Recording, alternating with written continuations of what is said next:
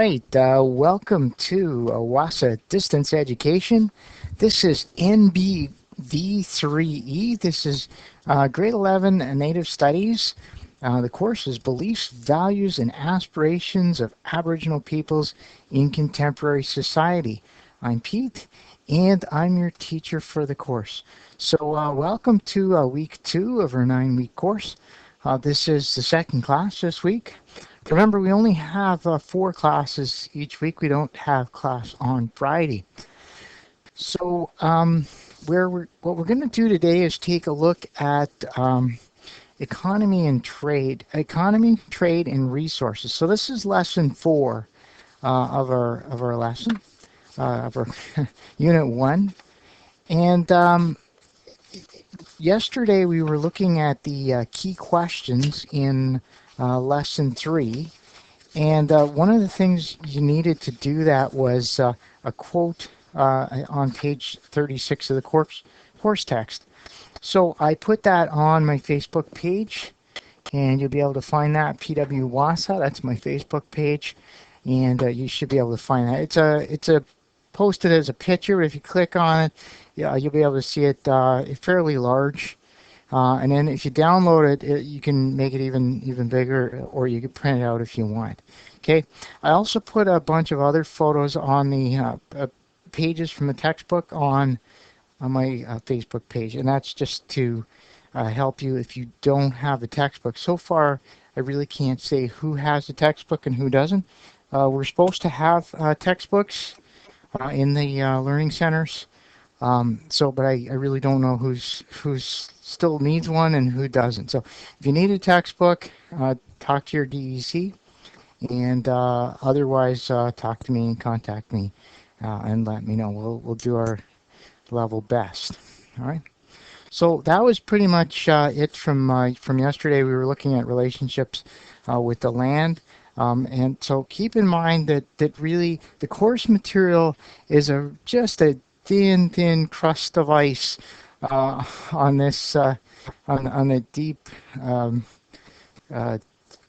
topics that we're exploring, right? So really, you have to read the textbook as well as the course material. The course material is just kind of steering you, where to stop along the way, and the textbook is the actual stop that you're going to make. You're going to read some pages, you're going to think about things, you're going to come back to the course material and answer some of the questions, and then just kind of keep doing that, right? So today we're looking at economy, trade, and resources, and this really is kind of an important part of what we're going to learn in the course, because it really, economy, trade, and resources really shaped the way things are today, and they really shaped the history of First Nations people. Okay. So let's see if we can find this real quick here. How do I do? Yeah, there we go. Lesson 4. So this is on page 24 of your Unit 1. So we're getting through Unit 1. You might consider asking your DEC if you don't have it already for Unit 2, because we only have one lesson left. We'll certainly get to that this week. Now, at the beginning of each lesson, it lists some learning goals, and these are I statements to give you an idea of what you're going to be studying in this unit, okay, or in this lesson. Okay, so it gives you an idea. Now, it doesn't mean that, at least the way I look at them, those learning goals are your goals by the end of the course, right? What you're going to actually learn in this particular lesson is supposed to help you with those goals. It doesn't mean that by the time you finish the lesson, after 1 hour of this class, and maybe after another hour of doing the key questions, you may not necessarily know all of that, but that's the goal ultimately, right? It may take you some time, right? And remember, yesterday I was talking about that you learn things when you're ready to learn, right? So there might be some material in this particular lesson or any of the lessons that just doesn't quite connect with you yet, and that's okay. right? Because by the time the course is over, I'm sure that you'll be able to make those connections. And if there's any kind of loose ends, at the end we're going to have a review and we can talk about it then. Okay. So let's take a look at the. Um, uh, it actually starts with a question, which is kind of interesting. The question is, how would a worldview that involves being part of the land affect your personal economic choices? Okay, so let me just think about that. It may be difficult for you to kind of, um, being part of the land, right? So, what does that really mean, right? Does that mean that that's what you do? You're part of the land, okay? Or does it mean that you're part of the land, but you still have a home, you still have an iPod, iPad, iPhone, you still have, computers? So what exactly does that mean? It's not clear, and that's fine, right? Because your worldview and how you would choose to answer that question, um, is shaped by your own worldview. Okay, so it's just something for you to think about. Now, if you wanted to call in, we can certainly discuss questions like that. But since we don't have anyone on the phone right now, we're just going to kind of just ask you to think about it. If you're watching this on the archive, or you're watching this on YouTube, just think about that for a moment. How would a worldview that involves being part of the land affect your personal economic choices? Okay, so and it's part of the land. That's the thing, right? Um, some people like to travel, right? They go around the world. They go visit, maybe they go to Australia, maybe they go to Greece, maybe go visit Italy. Okay, so that's great. So that's what they do. Okay, some other people might like to go camping. They might like to go canoeing. They might like to go fishing, right? And that's what they do, right? So what they spend their money on, right, is determined by what they consider fun, what they consider right, and how they want to, the lifestyle that they want to have. Okay, so all right, so let's take a look at the next section here. Now they talk about keywords, okay, and these are really key phrases. they're not really words, but as I've been saying, in order to understand the textbook, in order to get the most out of it, we have to make sure that some of the key ideas going into going into the readings are clear. Okay, and it really is useful to do this. It's useful for me, and I've been reading stuff like this for a while, but it's useful anyway to have a look at um, what experts have to say. What is a subsistence economy? Okay, so I went online and I looked it up, and what it says here, subsistence economy. It says a non-monetary economy which relies on natural resources to provide for basic needs through hunting, gathering, and subsistence agriculture. Okay, so basically, I think that pretty much you're living on the land, entirely on the land. Okay, it would be very hard to, if it's, if you're 100% doing that, it would be pretty hard to have, a lot of the stuff that we have in modern times, right? Because there's not a lot of left over, right? When you're hunting, when you're gathering, and you're basically just meeting your own needs, right, or the needs of your family. Okay, there's nothing extra. Okay, so that's a subsistence economy. Now the next one is market economy. Okay, I'm going to underline that in green. We're on page. Let's just make sure we're on page 25 of Unit 1 in our course. And the market economy, it says, an economy in which decisions regarding investment, production, and distribution are based on supply and demand. And prices of goods and services are determined in a free price system. Now, that sort of definition, it might make you mad. It makes me mad because they actually used a some jargon called supply and demand, uh, but that's one of the words on our list. So really, we probably should have looked at supply and demand first. Let's look at supply and demand, then go back to market economy. So supply and demand, the definition of that phrase is the amount of a commodity, product, or service available and the desire of buyers for it, um, considered as factors regulating its price.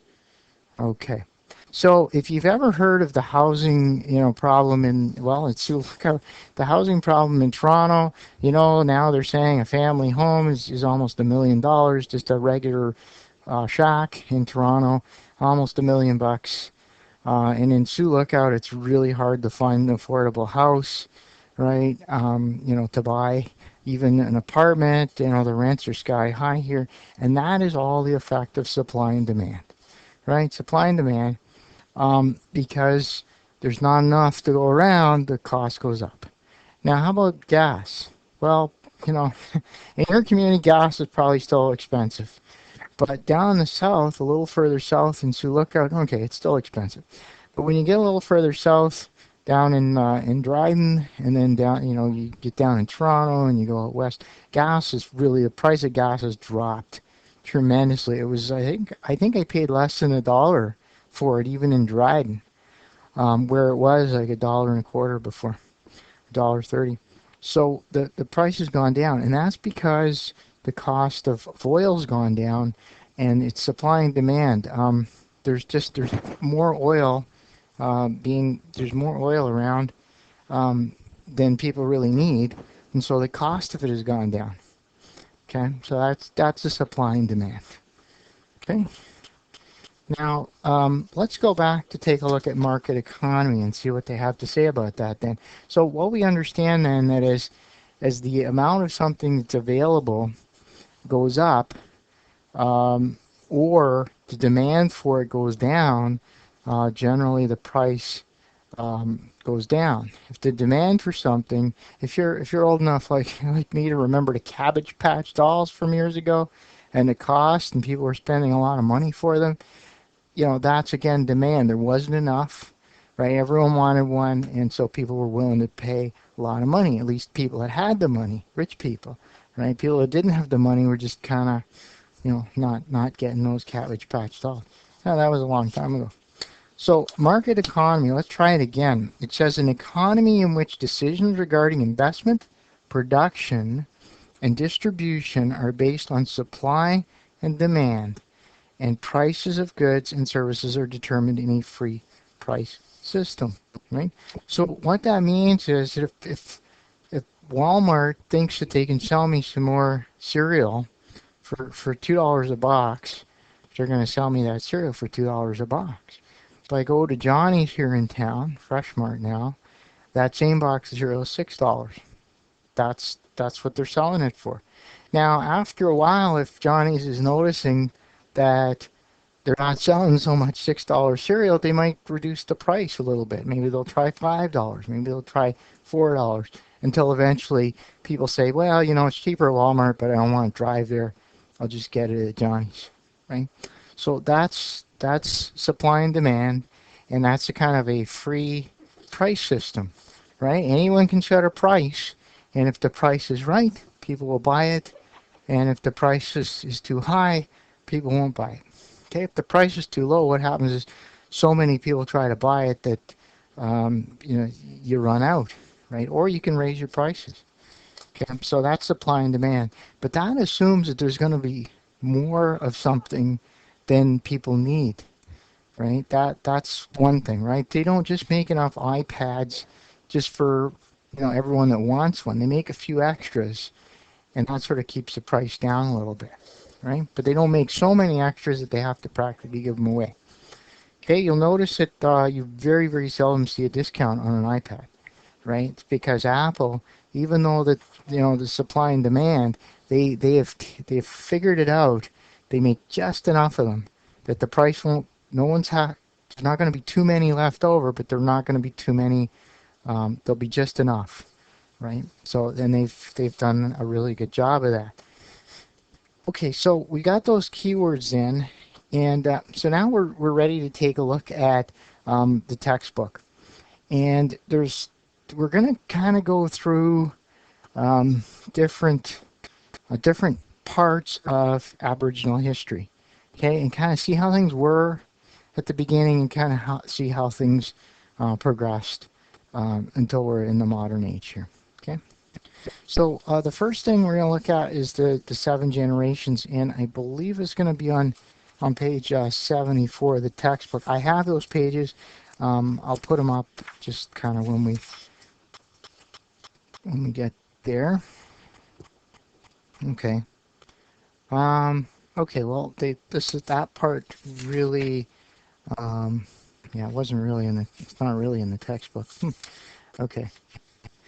All right, well, let's see what the course material says about this. Unfortunately, course material sometimes refers to stuff that's really not in the textbook.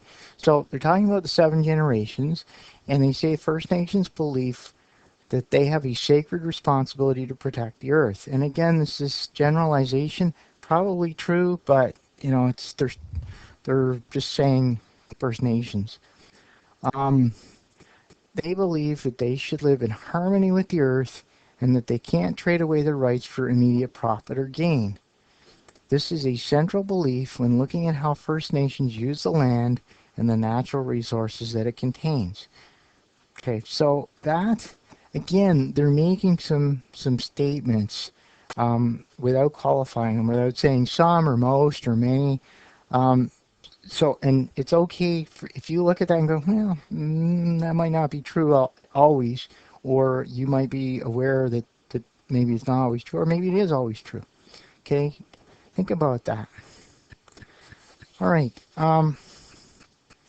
Now, when we let's just start with the course material then, and we'll just talk about um, Aboriginal businesses.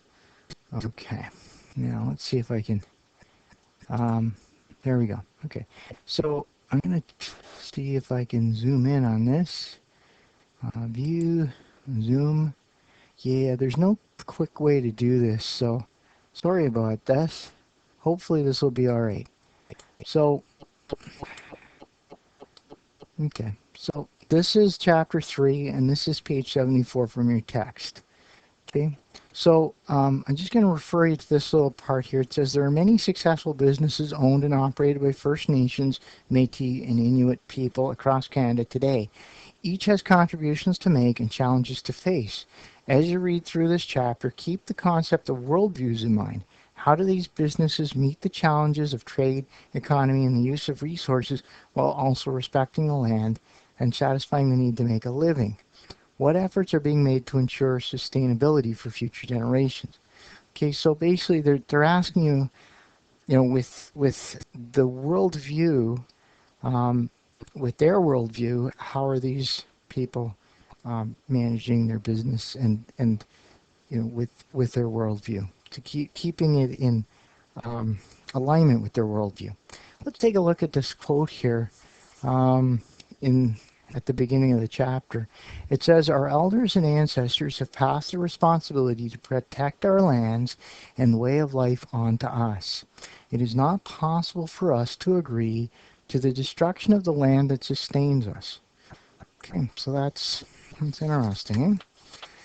Now, when we talk about resources, we talk about the land. Of course, there are all sorts of resources. Some people consider, you've heard of deficits, right? So governments spend more money than they have, right? And basically, it's like charging it to the country's credit card. Some people consider that to be a crime against future generations because it's future generations that have to pay those debts, right? The current generation, maybe they get bridges and roads or, whatever we're spending all that money on. But it's the next generation that's going to have to pay for that debt. So some people consider that to be kind of a improper use of resources, this deficit spending, which seems to be the way of things. And then on the next page, oops, I'm going to see if I can do this here. On the next page, there's a picture here. And it says Creek Guide Gordon Moore at his camp. Okay, at the Ashu App Mushwan Game Reserve in Quebec. Okay, I kind of like this idea. I know that's a big thing here in the northwestern Ontario, guiding and fishing lodges and things like that. Okay, all right. So here's what really the text, what the what they want you to know here. Economy and trade before contact. Okay, so this should be on page 76 of the text, and and I'll put these pages up on my Facebook page just in case you don't have that textbook. So it says the land now known as North America is vast and diverse. It contains life-sustaining resources such as air, fresh water, plants, and animal life. First Nations, Métis, and Inuit people occupy every geographic region of the continent, and their values and way of life kept them close to the land. However, with the arrival of European settlers came new economic pressures, the loss of land, and increased use of resources. This in turn meant stresses on values and ways of life. How can values be balanced with the use of resources both today and in the future? Okay. Okay. It's right. It's tricky, isn't it? If you think about Toronto, which has everything, I mean, everything you would want in terms of uh, big city.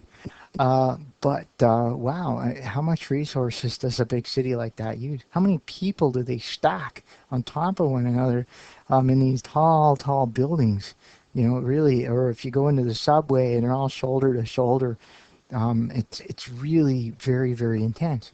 On the other hand, a lot of people like that, and in some ways, it's a very efficient system because so many people are close together. It's easy to make money there.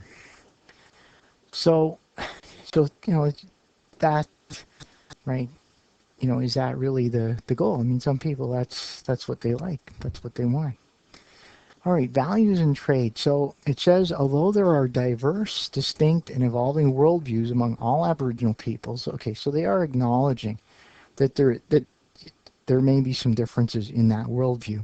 There are also some common threads within these worldviews, especially in relation to valuing and respecting the land. Diversity is reflected in how various First Nations, Métis, and Inuit peoples relate to and use the land for food, shelter, and trade. Okay. Okay. So we talk about this gift, and this has been a common kind of theme.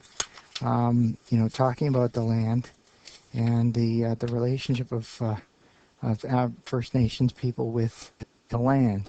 So it says a common belief among many First Nations, Métis, and Inuit people is that the land does not belong to any one person, group, or organization. The land is considered to be a gift from the Creator.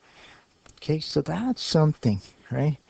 If it's not yours, you can't give it away, right? Since all things are interconnected, all things on the land, in the sky, and in the waters, peoples, plants, animals, rely on one another to contribute to the cycle of life. So it goes on to say elders and wisdom keepers continue to be responsible for passing along teachings about the land, how to harvest resources, and how the land is to be respected and regarded. Okay. So this is really an important concept because First Nations people have an idea of how the land is to be used and a very long history of how the land is to be used. Now it says here in chapter 2 you read about the concept of 7 generations. We actually didn't do that, so we might actually have to go back and take a look at that. Okay, because they talk about it in the course text. They just kind of briefly talk about it, or sorry, in the course material, but they didn't really say much about it. So I'm actually just going to make myself a little note here. Chapter 2. Okay, so go back and take a look at that for our next class or for one of the classes this week. Okay, so yeah, so there, this next page, which is page 77 of the course text, they talk about respect and care for the land. So this is a little aside, kind of explaining the relationship, um, in this case for Inuit. Okay, it says a relationship to the land is of profound importance to Inuit, and most Inuit are still hunters. Okay, so it says most Inuit are still hunters. Hunting is considered not only a part of cultural identity, but also a link to the past. Inuit value hunting because they believe it provides independence, self-esteem, and respect, physical and emotional well-being, food, and a healthy lifestyle. Of course, right? And that makes a lot of sense. And this going out on the land renews the spirit. That, I know that a lot of people do that, right? And it certainly is kind of a fun thing to do and get out there and just kind of, get back to, we call it getting back to nature, right? And it really is a thing. I think a lot of people like that. Now, some people don't, but for the people that do, I think it's a very healthy thing. And of course, if you're hunting, then you don't really have to go to the northern store and buy stuff, right? So it makes quite a bit of economic sense as well. Okay, so you can read that. I'm going to put all these pages up on my Facebook page, and you'll be able to click on them and read them. So on page 78, they're going to talk about trading practices. Okay, so we see over here on the side, they have a little sidebar, and you talk about different resources that were being used, and what they were being used for. Okay, and just before we read this, let's take a look at this little map, because this might help us understand. So it says trade patterns prior to European contact, and you can see all the different things. This is very interesting. All the different things that were being traded and how far away things were going. Okay, so a very well established economy prior to European contact. So it says well before the fur trade, First Nations and Inuit people distributed a wide range of resources through extensive trade networks. The area of trade was far-ranging and diverse, and in fact was larger than that of the Roman Empire. We think of the Roman Empire as being huge, stretching all across Europe and North Africa and up, very far even to the east. So yeah. It says archaeologists in Missouri in the central United States have found such items as shells from both the Pacific Ocean and the Gulf of Mexico and copper from the Great Lakes. Items traded by Inuit included amber, obsidian, and iron, which were eventually traded to peoples in the Great Lakes region and Labrador. On the west coast, trade routes wound their way through the mountain ranges.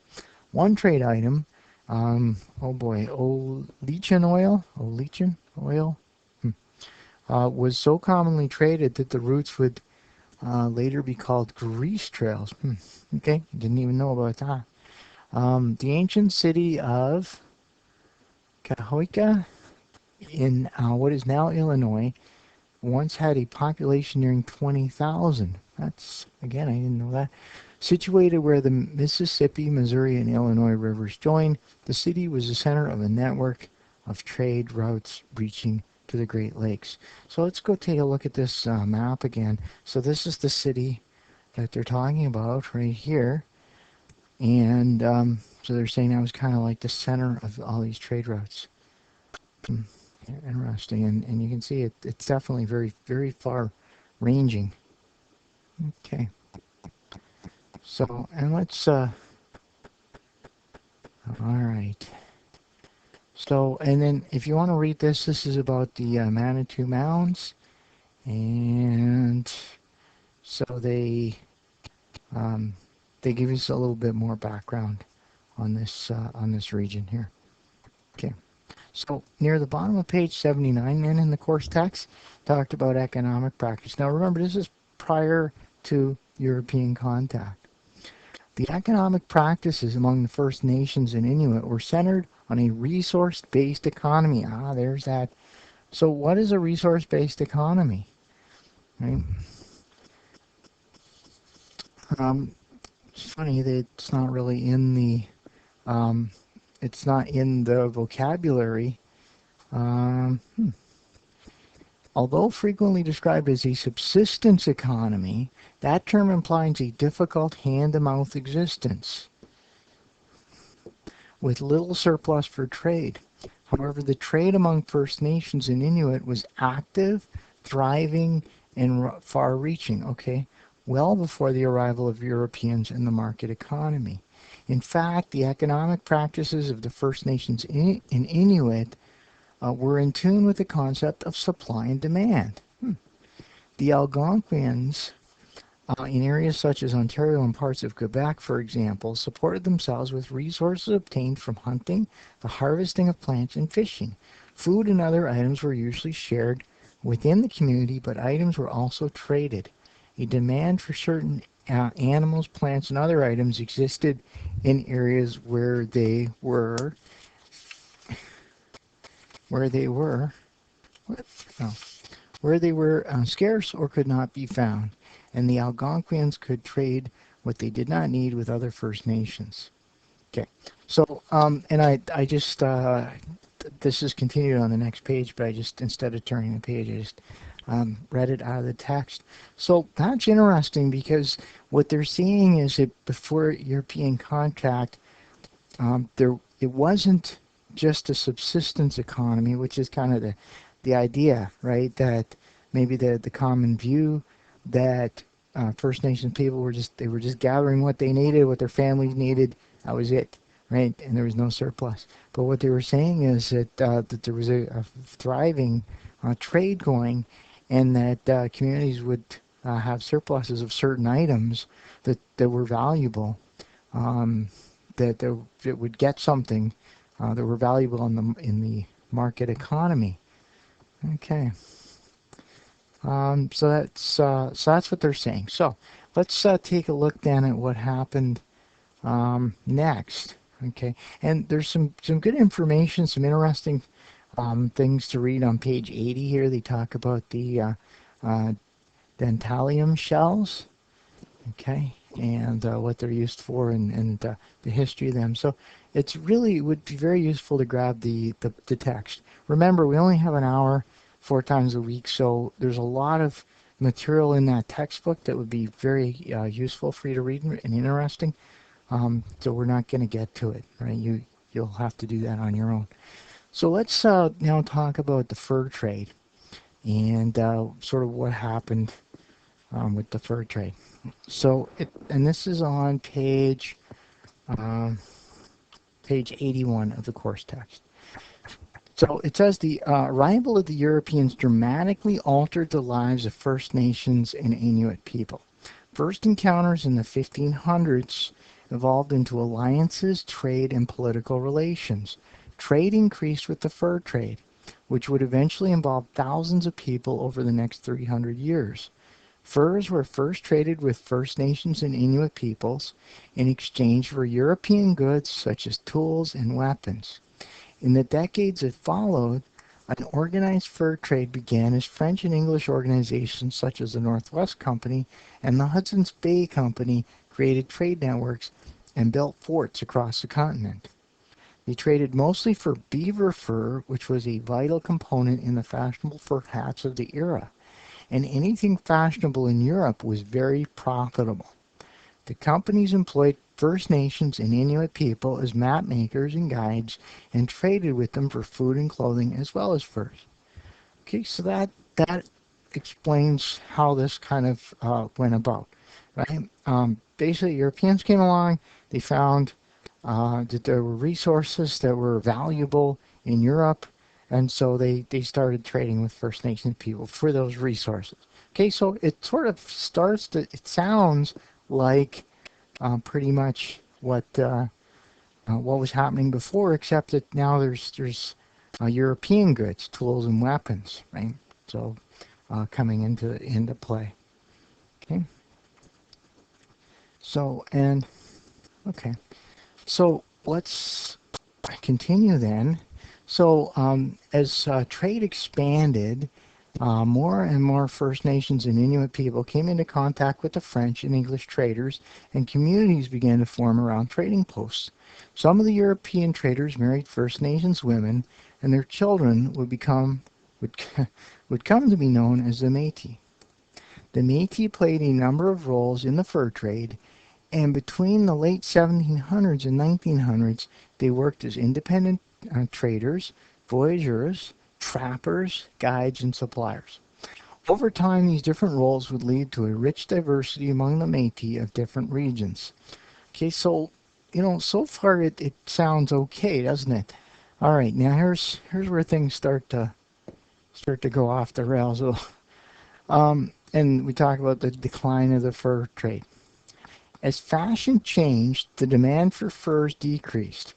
European traders and settlers moved on to mining, lumber, land buying, and railroad building.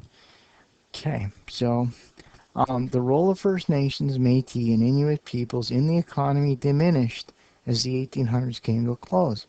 The decline of the fur trade also meant an end to the income brought by employment and trade. In many cases, this change created the need to adapt to other ways of making a living, such as harvesting wild rice or blueberries, selling crafts and art, fishing and hunting, or establishing cooperatives.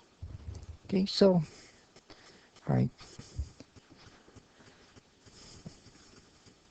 Okay, let's see here. Okay, so,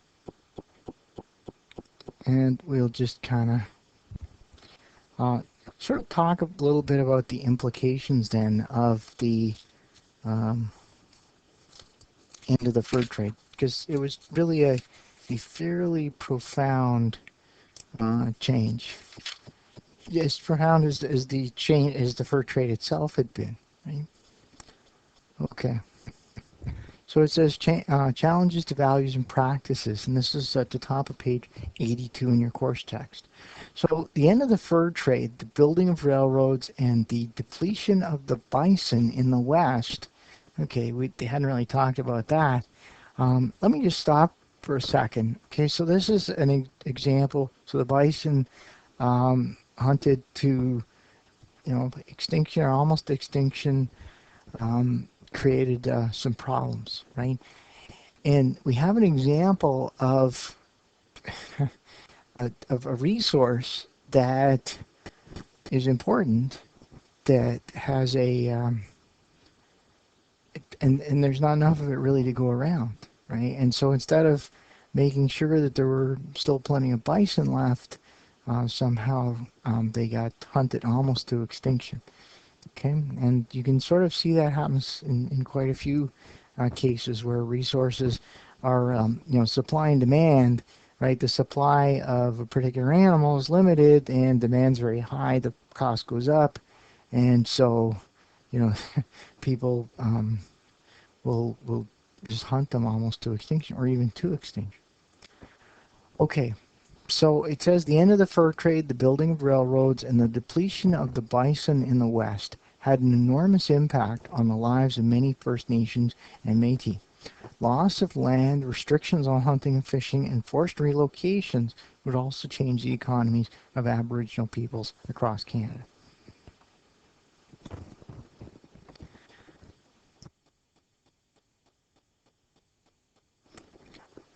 Uh, Okay, so then they talk about they're going to have to balance their core values.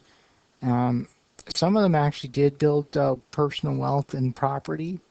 Okay, and um, so some people were able to get some property.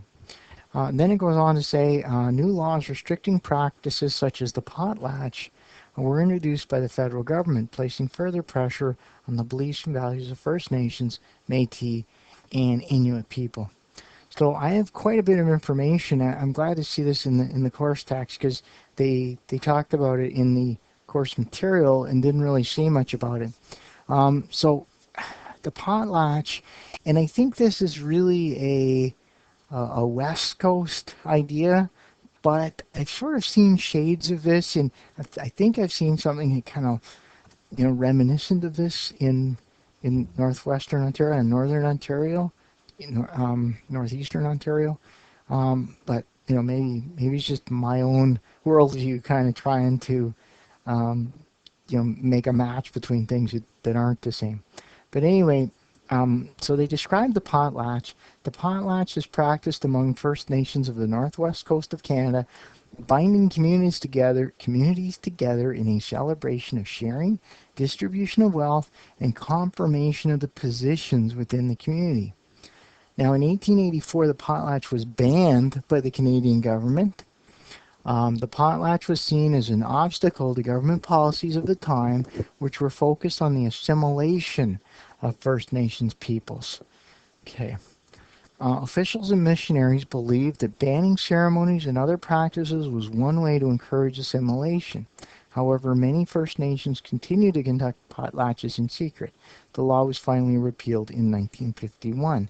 So that is, they really said a huge thing in just a few sentences, but they really talked about something, that government policy of assimilation, which is to say the worldview that First Nations people had, the cultural practices and traditions that they had. The government, for a very long time, its goal was to get rid of all of that and just to have First Nations people just live as if they were of European ancestry, just right. So give up all of their cultural beliefs or languages, things like that. So that had it had an effect on the way the government treated First Nations. It had an effect on the way First Nations, were able to conduct themselves, because some of the stuff that they were doing was considered to be illegal. Okay, up until 1951. So let's talk about what this potlatch was. It says it was a gathering, a feast hosted in a family's home. The reason for holding a potlatch varied depending on the nation. Sometimes a potlatch was held for a rite of passage, a wedding, or a funeral. Winter was a popular time for potlatches, as the other months of the year were busy with trade and harvesting activities. Potlatches also established relations among nations and clans, as status was based upon who distributed the most resources. Okay. So it says potlatches still hold an important place in First Nation societies. They can be big events with hundreds of guests, or they can be celebrated on a smaller, more local or family scale. In contemporary potlatches, food is served, songs and dances are performed, and gift-giving patterns are followed. Artwork, blankets, and money are often given to elders, community leaders, and honored guests. Potlatches have changed over time, a reminder that cultures are adaptable. Although beliefs and values may change and adapt to external influences, they can still be maintained in modern powwows, for example. In modern powwows, for example, there are giveaways of items to dancers, singers, elders, and other participants. And indeed, I've done presentations and workshops in at various events, in northwestern Ontario and in northeastern Ontario.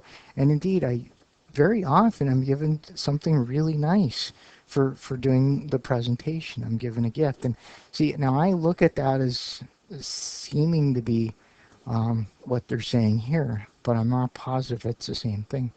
But it's always, it's really nice. I always really appreciate getting a nice gift for doing something like that. Okay. So, and we can look on page, we're going to sort of wrap up this lesson here, but on page 83, there's some interesting information about the seal hunt. So you should read that. It's kind of helpful to understand in context the seal hunt. And then there's some questions here, and one of the questions, I think this ends up in the course material too. This question, it says, one reason for banning the potlatch was that it was wasteful. What worldview might that be from? How does this differ from worldviews of those practicing the potlatch? Well, yeah, what worldview might that be from, the European worldview, clearly, right? And so that sets up a conflict, right? Okay. So, right. Now, I have quite a bit more information on the potlatch, and you have to be careful because, when you go on the web, you can find some information, but it may not necessarily be reliable and authoritative. Authoritative means that the author who wrote it is an authority, and they don't have an obvious bias or agenda. Remember what we were doing in the first lesson? We were looking for the kind of the motivation of the author, the point of view, the worldview. So I found this information on um, um, the government of British Columbia archive, and so it has some information about it. We won't be able to go through it tonight, but I'll put this up on my Facebook page, and I can give you the link as well, so you can go read that and explain. It has some pictures too, which I found kind of interesting. Okay, so let's go back and just kind of wrap up the this lesson. So we got the fur trade, which kind of is a bad page break there. Okay, the potlatch. Okay, so we talked about it, um, and what it is. And then finally, we're kind of at the uh, support questions. And indeed, the support question, it asks that one reason given for banning the potlatch. We already talked about that. It was considered to be wasteful, but maybe that was just a way of the government kind of making sure that First Nations weren't sharing resources amongst themselves. Uh, anyway, but you might be able to find some additional information on the ban, right? And would be very helpful. And then it says three. Don't know what that's all about. We got some editing problems here. Why do you think the Europeans stopped buying furs from First Nations and began hiring non-native trappers? Now that is an interesting question, because they didn't really talk about that in the textbook, right? So what do you? Mm, so be interesting to know what some ideas would be and how that came about. Okay. So now, if you were to answer this, now these are support questions. So this is just an opinion, but if you don't really have enough facts to form an opinion, you probably have to go and maybe look at the history of the fur trade in North America, and maybe just read a little bit about that. And again, you want to make sure that the information you're getting is reliable and authoritative.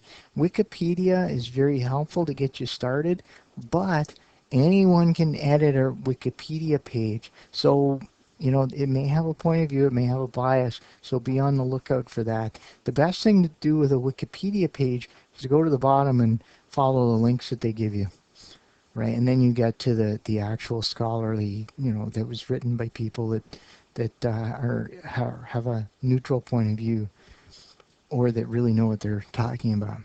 Okay. And then this one, I don't know. This is fill in the blanks question, so you can try that one, and that helps. Um, that helps your understanding. Well, I guess you'll have to read the article about the seal hunt there in order to do that one. Okay, you can read the article and then fill that in. Okay, make sure that you understand. Okay, well, we're at that point again in the lesson. We're at the key questions. So this one says is worth 30 marks. I don't know. There's no point values within the questions. So it tells you here, it says read page 84, and 84 is actually the um, asking questions. Um, it's giving you an idea of how to um, ask questions effectively and get information. Um, okay, so that's 84, and I'll have to put that up in the. I'm gonna make a little note. Put that up. Post page 84. That's so you can do that. Okay, if you don't have the text. It says choose a person or topic you have read about in this book. Write 6 questions for which you would like to know the answers. Okay, so there you go. I've actually asked questions. That's kind of the way I explore ideas. Is I'll ask some questions of myself, kind of out loud, thinking out loud. Why did the fur trade end the way it ended? What exactly was the deal behind this potlatch being banned, things like that. Write 6 questions for which you would like to know the answers. What types of questions would you find most useful? Which questions do you consider to be the most important? Explain. Okay, so this is just kind of giving you some practice asking good solid questions. So write a bunch of questions and then kind of rate your questions. Okay. Um, Sort of look your questions over and decide which categories they would fall in. Okay. And then 2, here it says, how can values about sustaining the environment be accommodated in modern industries? Okay, so there's a good, and that really is a big issue, isn't it? Right? We have, lumber, right? Forestry, okay, that's fine. At one time, the forest people would come in and just cut down all the trees, and it would be a mess. But now it's all about sustainable forestry in theory, anyway. They still have to make roads, and where they cut down some of the trees and they leave some. And but then, how about other things? How about like there's a gold mine. I was uh, sat in on um, a presentation by a guy who's making a gold mine around here, and he's talking about, they're gonna, make a big hole in the ground. They're gonna have a place where they're gonna put the dirt, and they have to have another place where they're gonna put the water because they use all sorts of toxic chemicals to extract the gold. And then once the mine has been, they've had it for about 12 years or 14 years, maybe a few more years, then all the gold will be gone and they're going to just fill in the hole. And he said it's going to look just like it did when it started. Well, I don't know. It's kind of hard to imagine them it looking exactly the way it did. And besides, what about is, it's just really hard to put it back. But they're talking about it at least.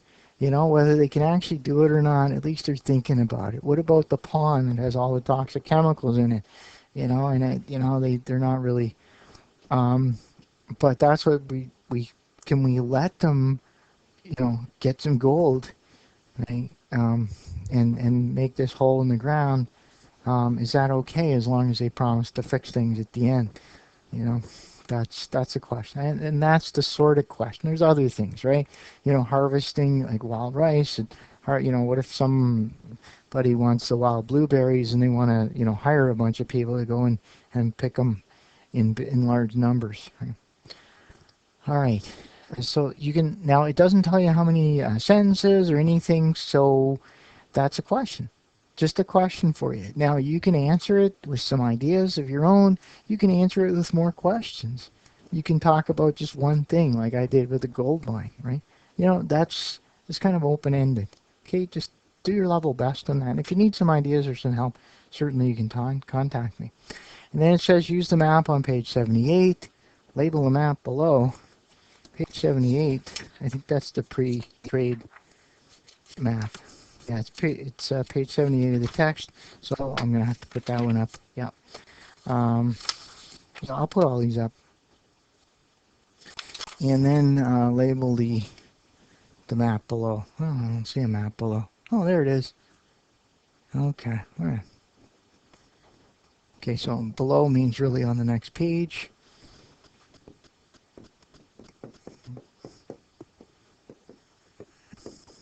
include a source of trade material and trade route prior to the arrival of Europeans. So basically, they want you to kind of just copy, some of the trade routes from the map and the text onto your own map. Okay, so it's compare the trade routes with a road map of North America. What differences and similarities do you see? Okay, well, that would be kind of interesting. So a road map, you could go to Google Maps. Yeah, okay. All right, Google Maps. Don't spend a lot of time on this. Just they basically just want to make sure that you kind of have a focus and a chance to look at that map in the text. Okay, so don't spend a whole lot of time on it. Just kind of do kind of a rough labeling there. Okay. All right. Well, we better wrap it up here for tonight. So we'll come back tomorrow. We'll actually be looking at lesson 5 of Unit 1, and then we'll there's a few other things that we want to talk about as well from this lesson. All right. Well, thanks for joining us tonight, and we'll talk to you tomorrow.